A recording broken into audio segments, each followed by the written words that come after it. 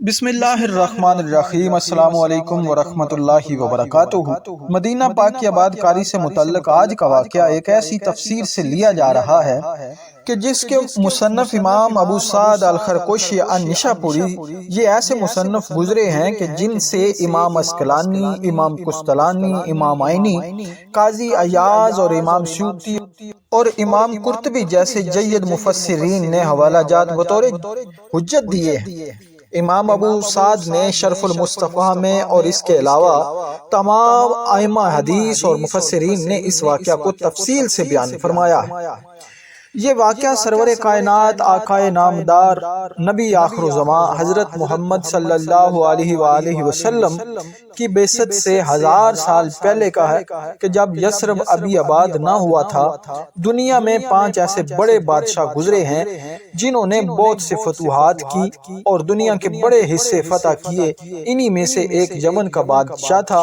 اس کے بارے میں کہتے ہیں کہ جس ملک اور جس شہر کو فتح کرتا وہیں سے 10 افراد نہایت اعلیٰ صاحبان حکمت، صاحبان علم یعنی چوٹی کے 10 بڑے زعماء کو چن لیتا اور اپنے لشکر میں بطور مشیر شامل کر لیتا۔ اس بادشاہ کا لشکر 1,34,000 گھوڑ سواروں، 1,14,000 پیادہ سپاہیوں اور 4,000 حکماء اہل علم لوگوں پر مشتمل تھا۔ یہ لشکر فتوحات کرتا کرتا عرب میں حملہ آور ہوتا ہے۔ اس بادشاہ کے لیے یہ مشہور تھا کہ یہ جس بھی کسی ملک کی طرف پیش قدمی کرتا تو لوگ اس کے طاقت سے خوف کھاتے ہوئے خود ہی ہتھیار ڈال دیتے تھے۔ خیر وہ مکہ کی سرحد پر پہنچ گیا۔ بادشاہ بہت حیران تھا کہ ابھی تک مکہ شہر سے کوئی بھی اس سے رحم کی بھیک نہیں مانگنے آیا۔ بادشاہ نے عمار یسا نامی اپنے وزیر خاص کو طلب کیا اور مکہ والوں کی اس گستاخی کے بارے میں پوچھا۔ وزیر خاص عمار یسا کہنے لگا، حضور والا یہ عرب کے جاہل لوگ بڑے بے مروت ہیں، اپنے آپ میں مست رہتے ہیں۔ ان کے شہر میں ایک عمارت ہے جسے یہ لوگ کعبہ کے نام سے جانتے ہیں، بس یہ اسی کی تعظیم اور عبادت کرتے ہیں، اس وجہ سے یہ کسی اور کو خاطر میں نہیں لاتے۔ بادشاہ یہ سنتے ہی آگ بگولا ہو گیا اور کہنے لگا، مجھے قسم ہے میری اولاد کی، میں ان کی عمارت خانہ کعبہ کو مسمار کر دوں گا اور اس سارے شہر کو جلا کر راکھ کر دوں گا۔ بس اس نے یہ ارادہ کیا ہی تھا کہ اس کے سر میں ناقابل برداشت قسم کا شدید درد شروع ہو گیا اور ساتھ ہی اس کی آنکھوں، دونوں کانوں، ناک اور منہ سے بدبودار پانی پیپ کی مانند بہنے لگ گیا، جو اتنا بدبودار تھا کہ کوئی شخص اس کے پاس مجلس میں بیٹھنے کے لیے تیار نہ تھا۔ وہ سخت پریشان ہوا، جتنے حکماء و اتباع تھے ان کو بلایا، انہوں نے سر توڑ کوشش کی لیکن کسی سے اس کا علاج نہیں ہو سکا۔ 4,000 بڑے علماء جو کہ خوب متقی اور پرہیزگار بھی تھے، ان میں سے رئیس العلماء جو کہ تمام 4,000 علماء و حکماء کا سردار مقرر کیا گیا تھا، بادشاہ کے خاص وزیر عمار یاسر کے پاس حاضر ہوا اور کہنے لگا کہ میں بادشاہ کا علاج کر سکتا ہوں، مگر شرط یہ ہے کہ بادشاہ سچ بولے اور میری باتوں پر عمل کرے۔ وزیر نے جب بادشاہ کو یہ سب بتایا تو وہ مان گیا۔ رئیس العلماء بادشاہ کی خدمت میں حاضر ہوا اور بادشاہ سے پوچھنے لگا، یہ بتائیے آپ نے ذہن میں کعبہ کو مسمار کرنے کا ارادہ کیا تھا؟ بادشاہ نے کہا، ہاں یہ ارادہ میں نے کیا تھا، اور صرف اس کعبہ کو تباہ کرنے کا ارادہ ہی نہیں بلکہ یہاں کے باشیوں کو قتل کرنے اور پورے شہر کو تباہ و برباد کرنے کا ارادہ کیا تھا۔ اس نے کہا، بس یہی سبب ہے اور یہ مصیبت ٹل نہیں سکتی جب تک تم ارادہ نہ بدل لو اور توبہ نہ کر لو۔ بادشاہ نے اسی لمحے توبہ کر لی اور کہا، تم گواہ ہو جاؤ کہ اس کعبہ اور اہل مکہ کی نسبت میرے تمام مکروہ ارادے میرے دل و دماغ سے نکل گئے۔ اس کے توبہ کرنے کی دیر تھی کہ اس عالم کے بادشاہ سے روانہ ہونے سے قبل ہی بادشاہ کی پیپ بھی بند ہو گئی اور درد سر بھی ٹھیک ہو گیا۔ وہ اللہ تعالیٰ پر ایمان لے آیا اور اپنی قیام گاہ سے دین ابراہیمی کا پیروکار بن کر نکلا۔ اس نے کعبہ پر 7 غلاف چڑھائے اور اپنے لشکر کو بلا کر اس گھر کی حفاظت کے احکامات جاری کیے۔ یہی بادشاہ وہ پہلا شخص تھا جس نے کعبہ کی پہلی بار غلاف چڑھایا اور اس کے بعد بادشاہ اپنا لشکر لے کر آگے نکل پڑا۔ پھر وہ ایسی جگہ پہنچا کہ جہاں کوئی آبادی نہ تھی، بس پانی کا ایک چشمہ تھا۔ بادشاہ نے لشکر کو آرام کی غرض سے وہاں ہی خیمے لگوا دیے۔ بادشاہ کو اس جگہ کا نام یثرب بتایا گیا۔ بادشاہ نے اعلان کیا کہ رات یہاں گزار کر کل سفر پر روانہ ہوں گے۔ اس دوران میں لشکر میں موجود 4000 صاحبان علم کا اجلاس ہوا اور انہوں نے باہمی صلاح مشورہ کیا۔ وہ علماء سماوی کتب کا علم رکھنے والے اور صاحبان بصیرت تھے۔ وہ حضور صلی اللہ علیہ وسلم کی آمد، بعثت، ولادت اور ہجرت کے تذکروں کو پوری پہچان رکھتے تھے۔ جن کے پاس یہ سارا علم تھا وہ جانتے تھے کہ وہ نبی آخر الزمان صلی اللہ علیہ وسلم ہجرت کر کے اس یثرب نامی وادی میں تشریف لائیں گے اور اسے یثرب سے مدینہ بنا دیں گے۔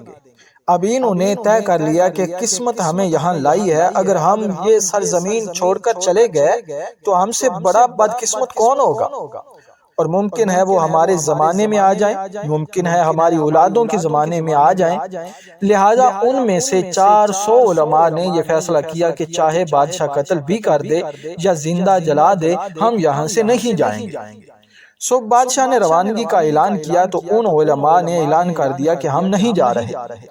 بادشاہ بہت پریشان ہوا کہ یہی اہل علم تو میرے مشیر ہیں۔ خیر اس نے رئیس العلماء کو اپنے پاس بلایا اور نہ جانے کی وجہ پوچھی۔ رئیس العلماء فرمانے لگے کہ جس کعبہ کے شہر سے ہم آئے وہاں آخری نبی صلی اللہ علیہ وسلم پیدا ہونا ہے اور وہ ایک دن ہجرت کر کے اس یثرب میں آئیں گے اور اس کو مدینہ بنا دیں گے۔ ہم اب کبھی بھی اس شہر کو نہ چھوڑیں گے، انہی پر ایمان لے آئیں گے اور اگر ہم نہ رہے تو ہماری اولادیں ان پر ایمان لائیں گی۔ بادشاہ کہنے لگا اگر یہ بات حقیقت ہے تو اعلان کر دو کہ 1 سال تک میں خود ان کی آمد کے انتظار میں یہیں رکوں گا۔ اب اس نے 1 سال وہاں قیام کیا اور چونکہ 400 علماء نے فیصلہ کر لیا تھا کہ وہ تو یہاں سے نہیں جائیں گے، پس بادشاہ نے 400 کے 400 علماء کے لیے ایک ایک گھر بنا دیا اور فتوحات میں ملنے والی خوبصورت لونڈیاں ان 400 علماء کے حوالے کی، ان کی شادیاں کرا دی۔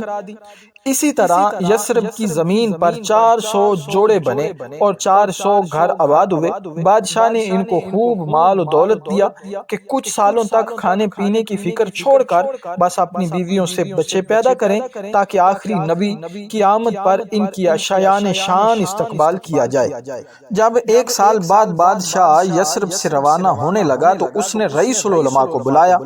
وہ رئیس العلماء جس نے اس کی ساری رہنمائی کی تھی اور جو اسے یثرب تک لایا تھا، اس کو بلا کر کہا تم گواہ ہو جاؤ، ہمیں معلوم نہیں کتنا زمانہ پڑا ہے محمد صلی اللہ علیہ وسلم کی آمد اور بعثت کا، مگر تم گواہ ہو جاؤ کہ میں ان پر ایمان لے آیا اور ان کی آمد سے پہلے میں ان کو امتی بنتا ہوں۔